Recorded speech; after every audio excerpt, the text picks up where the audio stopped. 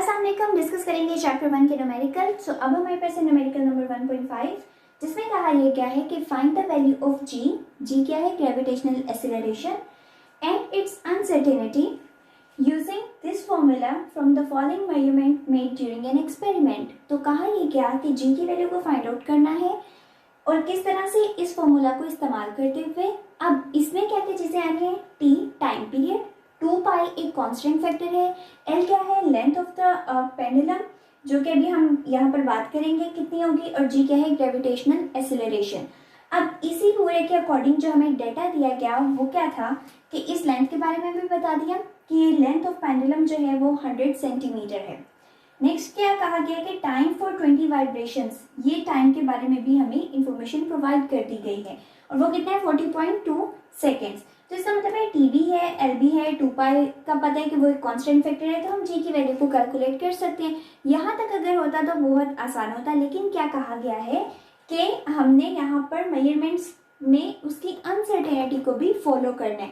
अब अनसर्टेनिटी के हवाले से क्या दिया गया कि लीस्ट काउंट ऑफ जो मीटर रॉड है वो कितना है 1 मिलीमीटर, यानी कि पेंडुलम की जो लेंथ को मेजर किया गया। पेंडुलम होता क्या है कि इस तरह से एक थ्रेड के साथ एक मैस लटक रहा होता है, एक फिक्स स्पॉट के साथ इसका दूसरा एंड अटैच कर देते हैं और जब हम इसको वाइब्रेट करवाते हैं यानी कि थोड़े से फासले पर जाके अगर इसको छोड़ दें तो ये अपने ही मेन पॉइंट के गिर्द यानी इस पॉइंट के गिर्द वाइब्रेट करना शुरू कर देते हैं। अब ये जो लेंथ मेजर की गई थी इस पेंडुलम की वो हमने कहा कि वो 100 सेंटीमीटर है, लेकिन जिससे ये मेजरमेंट ली गई है यानी कि जिस चीज को इस्तेमाल करके मीटर रॉड को, तो उसका लीस्ट काउंट कितना था 1 मिलीमीटर, यानी कि वो 1 मिलीमीटर तक एक्यूरेसी के साथ मेजर कर सकता था वैल्यू को। इसी तरह से हम कह रहे हैं कि बार बार अपने मेन पॉइंट से गुजर के जाएगा। इसका मतलब है कि इसकी टाइमिंग के बारे में हमें बताया गया था और वो कितनी थी कि 20 वाइब्रेशंस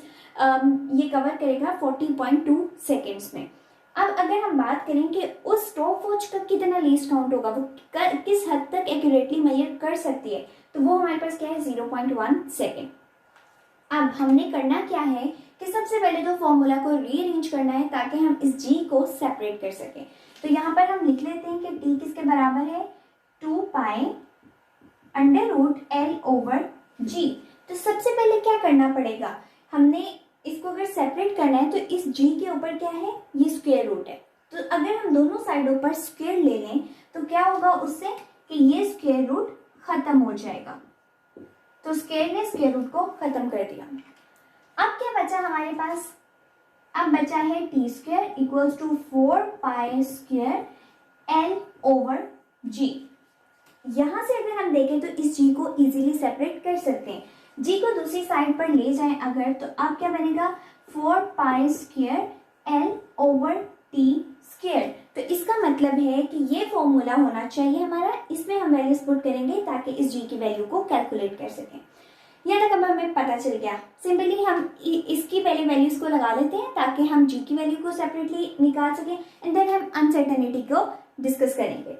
तो जी के हवाले से अगर हम देखें यहाँ पर सोल्यूशन में क्या आएगा 4 एज इट इज, पाई की वैल्यू क्या आती है 3.14, चूंकि यहाँ पर स्क्वायर है तो स्क्वायर आ जाएगा, मल्टीप्लाई एल। एल अब हमारे पास है 100 सेंटीमीटर, इसका मतलब है हमने इसको चेंज करना है मीटर्स में। मीटर्स में क्यों चेंज करना है, क्योंकि हमें बेस यूनिट्स में हर चीज को लेके जाना पड़ेगा। अगर ये भी वैल्यू जो सेकंड्स में है वो सेकंड्स में ना होती, किसी और यूनिट में होती, तब हम चेक कर लेते कि हमें किस तरह से इसको सॉल्व करना है, लेकिन यहाँ पर टाइम का बेस यूनिट इस्तेमाल किया गया, इसका मतलब है हमें इसको भी बेस यूनिट में इस्तेमाल करना होगा। अगर हमें इसको बेस यूनिट में इस्तेमाल करना है तो क्या हो जाएगा कि 100 सेंटीमीटर को हम मीटर में चेंज कर देंगे और सेंटीमीटर से मीटर में जाने के लिए हमें क्या करना पड़ेगा 100 से ही डिवाइड करना पड़ेगा ताकि हमारे पास ये मीटर में चला जाए आंसर। तो 100 डिवाइडेड बाय 100 क्या हो जाएगा 1 मीटर। तो इसका मतलब है यहाँ पर हमारे पास 1 मीटर में आंसर आ गया। नेक्स्ट अगर हम टाइम की बात करें तो टाइम यहाँ पर अगर देखा जाए तो किस तरह से दिया गया है, कहा गया है कि time for 20 vibrations is equal to this one, 20 vibrations. लेकिन हम हर चीज को एक स्टैंडर्ड हिसाब से लेके चल रहे हैं, हर चीज को एक प्रॉपर वे में लेके चल रहे हैं, तो हमें ये 20 के बजाय एक वाइब्रेशन का पता होना चाहिए ताकि हम उस एक वाइब्रेशन पे कैलकुलेट कर सकें कि ग्रेविटेशनल एक्सेलरेशन की वैल्यू क्या थी। जब हमें इस तरह से मालूम करना हो तो क्या कहा गया कि 20 वाइब्रेशन ने इतना टाइम लिया। अगर मैं यहाँ पर कहूँ कि एक वाइब्रेशन कितना टाइम लेगी तो वो क्या होगा, जितना टोटल टाइम लिया उसको डिवाइड कर देंगे 20 पे। तो अगर हम इस तरह करेंगे तो ये आंसर आएगा 40.2 डिवाइडेड बाय 20। इसका मतलब है मेरे पास आंसर आया है 2.01 सेकेंड। तो एक वाइब्रेशन कंप्लीट करने में, मतलब कि जब मैंने इसको यहाँ पर लाके छोड़ा, ये इधर गया, वापस से फिर इधर गया और अपने मेन पॉइंट पर आया। तो इस हिसाब से जो इसने एक वाइब्रेशन कवर की है वो 2.01 सेकेंड में कवर की है और उसी को हम यहाँ पर मेंशन करेंगे। तो 2.01 और यहाँ पर टाइम के ऊपर भी क्या था, स्क्वायर था, तो वहाँ स्क्वायर हमने मेंशन कर दिया। अब सारी वैल्यूज को अगर हम मल्टीप्लाई करें तो 4 मल्टीप्लाई 3.14 का स्क्वायर मल्टीप्लाई 1 ओवर 2.01 का स्क्वायर। जो जी की वैल्यू आई है वो हमारे पास आ गई 9.76 मीटर पर सेकेंड स्क्वायर। मीटर पर सेकेंड स्क्वायर क्यों? क्योंकि एक्सेलरेशन हम यहाँ पर बात कर रहे हैं, तो एक्सेलरेशन का जो यूनिट होता है वो मीटर पर सेकेंड स्क्वायर होता है, चाहे हम फिर ग्रेविटेशनल एक्सेलरेशन की बात करें या लीनियर एक्सेलरेशन की बात करें। अब इसके बाद हम बात करते हैं उसकी अनसर्टेनिटी की, जो कि हमारा मेन पॉइंट है। अगर यहाँ पर हम चेक करें तो थोड़ा सा इसको मैं रेस कर लूँ ताकि हमारे पास स्पेस आ जाए एंड देन इसको डिस्कस करते हैं। जब हमने इसका टॉपिक डिस्कस किया था कि अनसर्टेनिटीज को किस तरह से फाइनल रिजल्ट में लिखा जा सकता है, तो वहाँ पर हमने कुछ रूल्स पढ़े थे कि अगर कुछ चीज़ें ऐड हो रही हैं तब किस तरह से करना है, सब्ट्रैक्ट हो रही हैं तो किस तरह से रूल होगा। इसी तरह अगर कोई चीज़ मल्टीप्लाई या डिवाइड हो रही है तो किस तरह से कैलकुलेट किया जा सकता है। मल्टीप्लिकेशन और डिवीजन के केस में क्या चाहिए होता है, परसेंटेज अनसर्टेनिटी। सबसे पहले यहाँ पर देखिए हमें तो सिर्फ लीस्ट काउंट दिया गया है जो कि 1 मिलीमीटर में है और हमें इसको मीटर्स में चेंज करना होगा। क्यों? क्योंकि हम अपना फाइनल आंसर जो है वो मीटर्स में दे रहे हैं। इसका मतलब है कि जब 1 मिलीमीटर को हम मीटर्स में चेंज करेंगे तो आंसर क्या बनेगा 0.001 मीटर। तो यहाँ पर हमारे पास ये मीटर में कन्वर्ट हो गया। अब जब ये मीटर में कन्वर्ट हो गया और हमें क्या फाइंड आउट करनी है, परसेंटेज अनसर्टेनिटी। तो उसके लिए क्या होता है कि जो लीस्ट काउंट है आप उसको डिवाइड करोगे एक्चुअल लेंथ पर या एक्चुअल मेजरमेंट पर जो उस इंस्ट्रूमेंट से ली गई है। तो लीस्ट काउंट कितना है, 0.01 मीटर। अब इसी इंस्ट्रूमेंट से जो मेजरमेंट ली गई थी इस लेंथ की, वो हमारे पास क्या आ रही है, वो है 1 मीटर, क्योंकि हमने इसको ऑलरेडी 1 मीटर में चेंज कर दिया। तो मेजरमेंट क्या हो जाएगी, यहाँ डिवीजन में आ जाएगी एक्चुअल मेजरमेंट, और चूंकि हमें ये परसेंटेज फाइंड आउट करनी है इसका मतलब है 100 से मल्टीप्लाई कर देंगे। तो क्या आया कि लीस्ट काउंट इसका कितना था, 0.001। मेजरमेंट जो एक्चुअल ली गई है वो कितनी है, 1 मीटर मल्टीप्लाई विद 100। तो ये हमारे पास आ जाएगा 0.1%। हमने अभी सबसे पहले इस मीटर रॉड के हवाले से परसेंटेज अनसर्टेनिटी को कैलकुलेट कर लिया। नेक्स्ट अगर हम स्टॉपवॉच के हवाले से बात करें तो सबसे पहले हमें माइंड में क्या लाना है कि जो स्टॉपवॉच है वो हमें क्या बता रही है कि उसका लीस्ट काउंट होगा 0.1 सेकेंड, यानी कि वो 0.1 सेकेंड तक एक्यूरेटली मेजर कर सकती है। अब उसी 0.1 सेकेंड वाली स्टॉपवॉच से हमने 20 वाइब्रेशंस को कैलकुलेट किए। 20 वाइब्रेशंस का मतलब क्या हुआ कि ये पहले यहाँ मेन पॉइंट पर था, इसको यहाँ पर लेके गए एक एक्सट्रीम पॉइंट पर, और जब हमने छोड़ा तो ये वापस इस पॉइंट से गुजरा एंड ये दोबारा इधर गया और अपनी मेन पॉइंट पर आ गया। तो इसने फिर तब एक वाइब्रेशन को कंप्लीट किया। इसी तरह इसने 20 वाइब्रेशंस को किया, लेकिन हम हर चीज एक एक के हिसाब से कर रहे हैं। तो उस एक के लिए हमें क्या करना पड़ेगा कि एब्सोल्यूट अनसर्टेनिटी को फाइंड आउट करना पड़ेगा। और टाइम के हवाले से जब भी हमने एब्सोल्यूट अनसर्टेनिटी निकालनी होती है तो उसमें क्या होता है, लीस्ट काउंट को डिवाइड करते हैं सबसे पहले नंबर ऑफ वाइब्रेशंस पर। इसका मतलब है 0.1 लीस्ट काउंट है और हम लीस्ट काउंट के हिसाब से कितनी वाइब्रेशंस को कैलकुलेट कर रहे हैं, 20 वाइब्रेशंस को कैलकुलेट कर रहे हैं। तो अगर इन दोनों को डिवाइड किया जाए तो इससे पता क्या चलेगा कि हर एक जो सिर्फ वाइब्रेशन है, सिर्फ एक वाइब्रेशन, उसमें कितना लीस्ट काउंट होना चाहिए, 0.05 यानी कि वो इतना एक्यूरेटली मेजर्ड होना चाहिए। नेक्स्ट, अब चूंकि हम लोग हर चीज परसेंटेज अनसर्टेनिटी में निकाल रहे हैं तो हमें इसको भी परसेंटेज में ही निकालना होगा। जब हम परसेंटेज की बात कर रहे हैं तो परसेंटेज किस तरह निकलेगी, जो लीस्ट काउंट अब हम एब्सोल्यूट अनसर्टेनिटी कैलकुलेट कर चुके हैं उसको डिवाइड करेंगे किस पे, एक्चुअल मेजरमेंट पर जो हमने उसके लिए ली होगी।